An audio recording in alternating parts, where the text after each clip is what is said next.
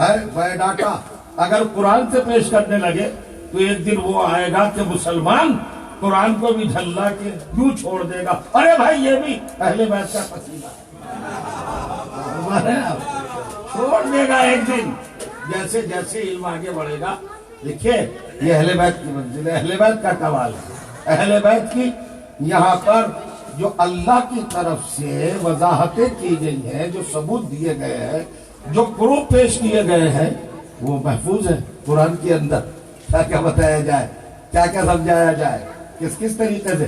ارے کمال ہے، سب کو الگ الگ رکھا، سب کو الگ الگ رکھا، لیکن جب اہل بیت کی بات آئی تو خود اپنے منصب میں اور اپنے عہدے میں شامل کر لیا۔ فرمایا کیسے کر لیا؟ آپ نے کبھی اس بات پر غور کی؟ آدھے منٹ کی بات ہے۔ نبی الگ ہے، اللہ الگ۔ اللہ کو نبی نہیں کہہ سکتے اور نبی کو اللہ نہیں کہہ سکتے۔ رسول الگ ہے، اللہ الگ ہے۔ اللہ کو رسول نہیں کہہ سکتے، رسول کو اللہ نہیں کہہ سکتے۔ خلیفہ الگ، اللہ الگ۔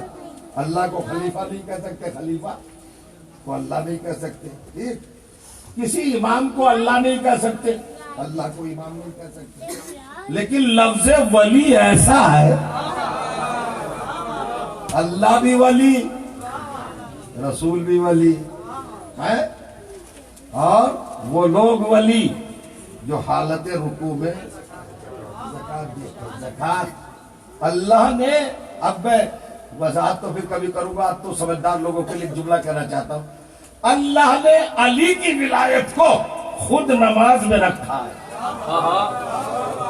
پتہ نہیں سو رہے یا جاگ رہے ہیں۔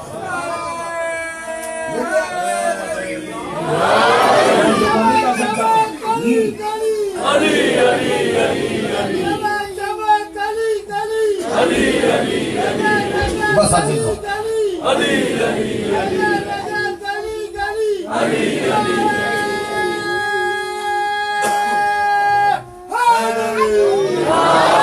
ماشاءاللہ سلامت رہے آپ،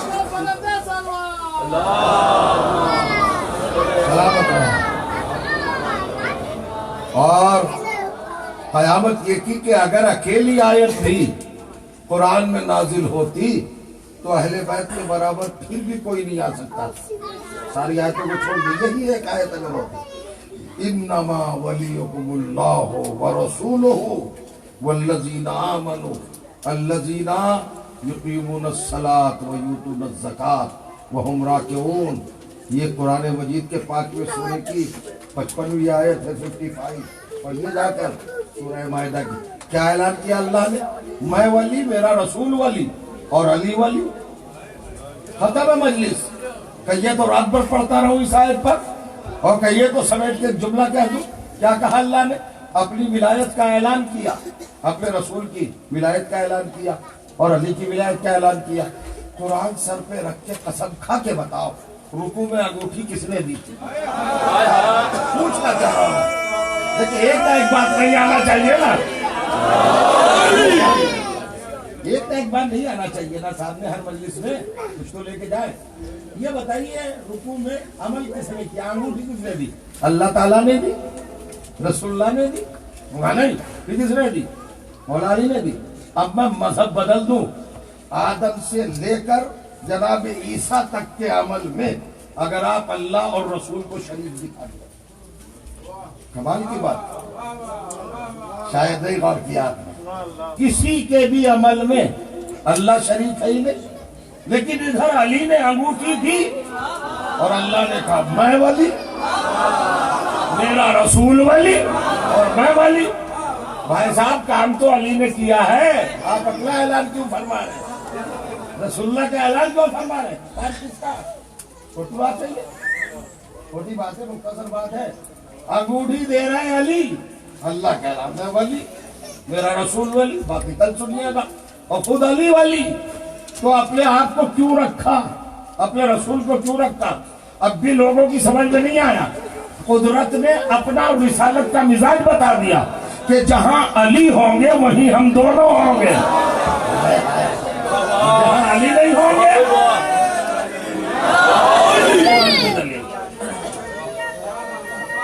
اب وہ ساری بحثیں خود ختم ہو جاتی ہیں، علی جز ہیں، اگر مجھ پر کفر کا فتویٰ بھی لگے تو لگے، ڈر نہیں ہے۔ اب سنیے میں بتانا چاہتا ہوں کام کس نے کیا۔ انگوٹھی دی علی نے۔ لوگ بحث کر رہے ہیں الٹی کہ علی جز ہے کہ نہیں، علی جز ہے کہ نہیں، لوگ سوال کر رہے ہیں۔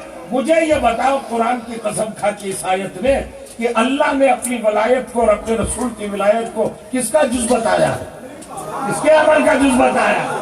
کتنی بڑی بات ہے بھائی، یہ تین اجزاء ہے نا، اجزاء ہے نا۔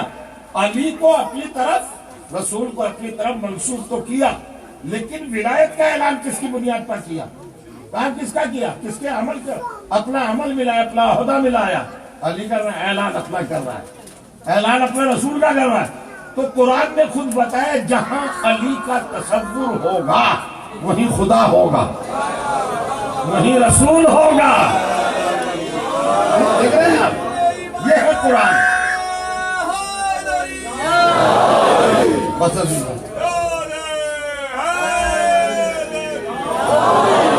شہزادی آپ کو سلامت رکھے، آپ سے راضی ہے، خوش نود ہے، ان کی رضا بہت بڑا منصب ہے، وہ آتی ہے۔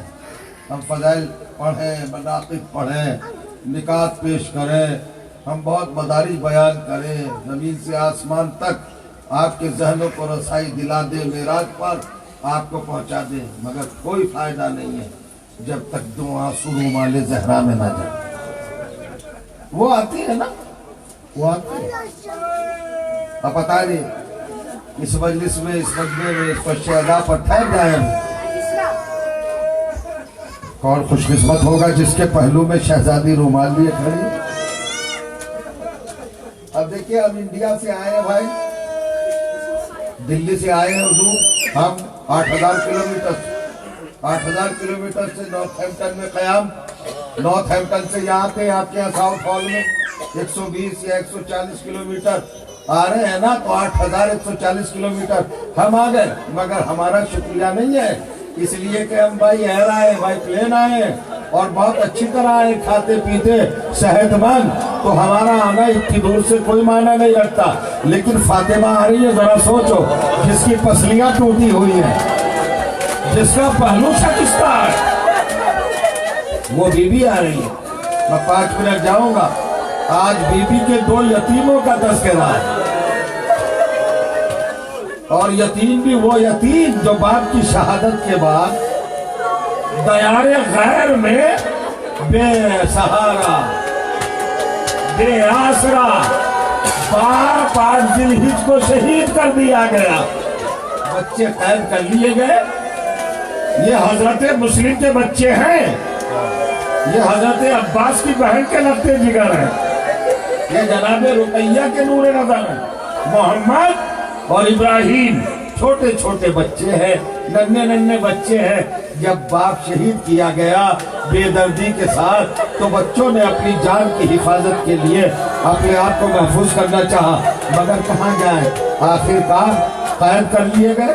حارث جیسے جلاد نے آپ کو قید کیا، وہاں سے بھی کسی طرح اس کی زوجہ، اس کی بیوی مومنہ تھی، فاطمہ زہرا کے بچوں پر اس نے رحم کھا کر ان بچوں کو آزاد کر دیا۔ ایک ہی لفظ پڑھنا چاہوں گا بس، جہاں بہت گریہ کریں گے، آپ بہت زیادہ باسعادت لوگ ہیں کہ اس ذکر کی شرافت اور سعادت آپ کو میسر آ رہی ہے، آپ فرش ادا کی زینت بنے ہوئے ہیں، یا غور کریے گا، بس 2 منٹ کی بات ہے۔ بیوی مومنہ تھی، اس جلاد کی بیوی حارث کی مومنہ تھی، بچے آزاد کر دیے گئے، مگر پھر گرفتار ہوئے۔ اب قید خانے میں آئے، میں بتاؤں آپ کو، ایک بچے کی عمر تقریباً 7 برس ہے، ایک بچے کی عمر 8.5 برس ہے، ننھے بچے ہیں۔ ایک جملہ کہہ دوں، یہ عمر کتنی چھوٹی ہے بھائی، 7 برس اور 8.5 برس کی عمر کیا ہوتی ہے؟ مگر کبھی تاریخ پڑھی ہے آپ نے کوفے کی، یہ 7 برس کے اور 8.5 برس کے دونوں بچے ضعیف ہو گئے تھے، اتنے غم ان پر ٹوٹے، اتنے مسائل پڑے کہ یہ ضعیف ہو گئے، بوڑھے ہو گئے۔ 7 برس کے بوڑھے ہوئے، 8.5 برس کا بچہ بوڑھا، یہ آل محمد کے گھر پر اتنا ہی سن کے رونے کے لیے کافی ہے۔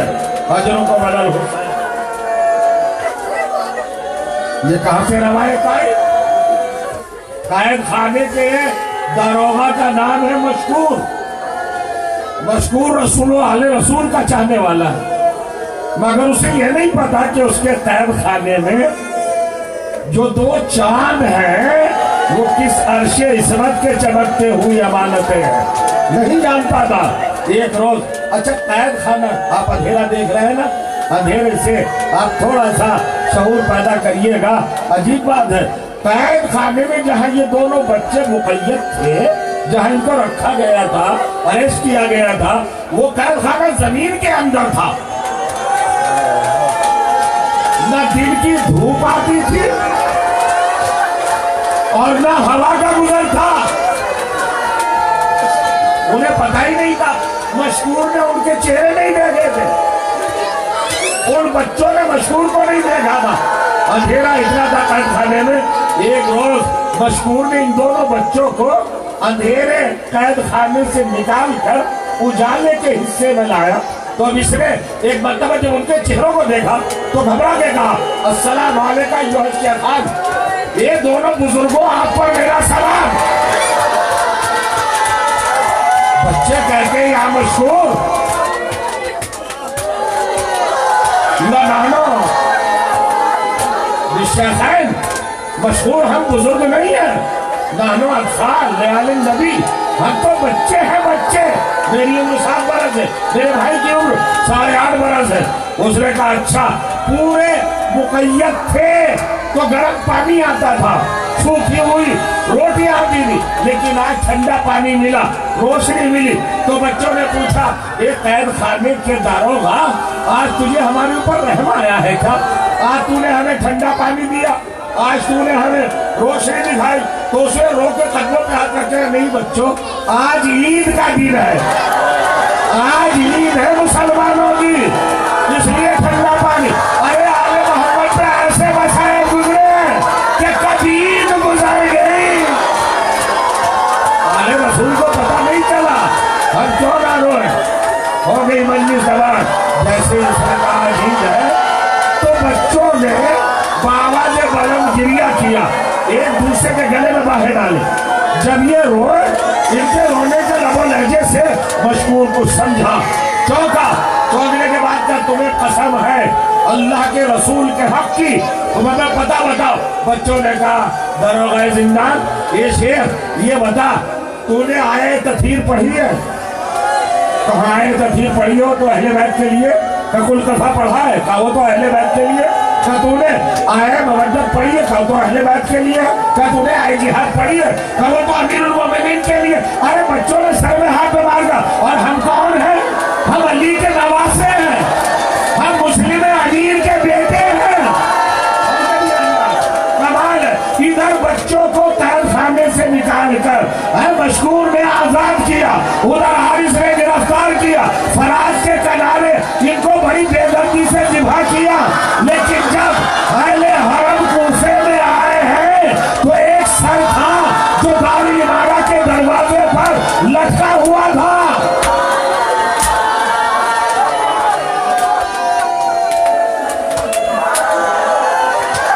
یہ بسیر گفتگو کا حصہ ہے، وہ سمجھ فرما لے. ایک سر مریدہ، تن سے جدا، زلف دراز، چہرہ نورانی، ایک بڑے دروازے پر دارالامارہ کے وہ آویزہ تھا، لٹکا ہوا تھا. جناب زینب کی نظر پڑی، جیسے جناب زینب کی نظر پڑی تو آپ نے کہا سید سجاد یہ سر کس کا ہے؟ کہا کیوں پھوپھی اماں، کیوں پھوپھی اماں؟ کہ جب میرے بھائی کا سر اس کے سامنے سے گزرتا ہے تو یہ آنکھیں کھول لیتا ہے، اور جب میں گزرتی ہوں تو یہ آنکھیں بند کر لیتا ہے. سید سجاد نے کہا پھوپھی اماں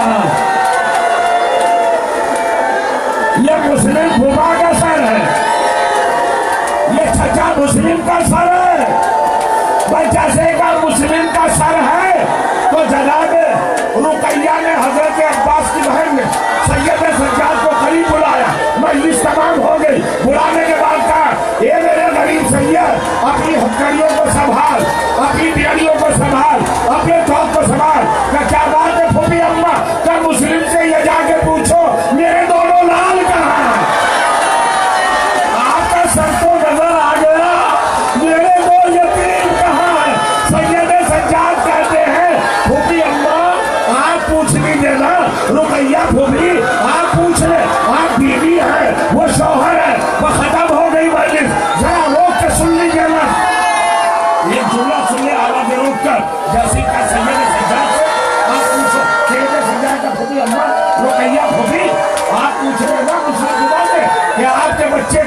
تو میں جملہ کہا اپنے آنسو نہیں روک پاؤ گے. کہتی ہے بیٹے اگر میں نے جا کے پوچھا تو مسلم بھی مجھ سے سوال کرے گا. میں کیا پوچھی؟ میں پوچھوں گی مسلم میرے بچے کا ہے, مسلم پوچھے گا تمہاری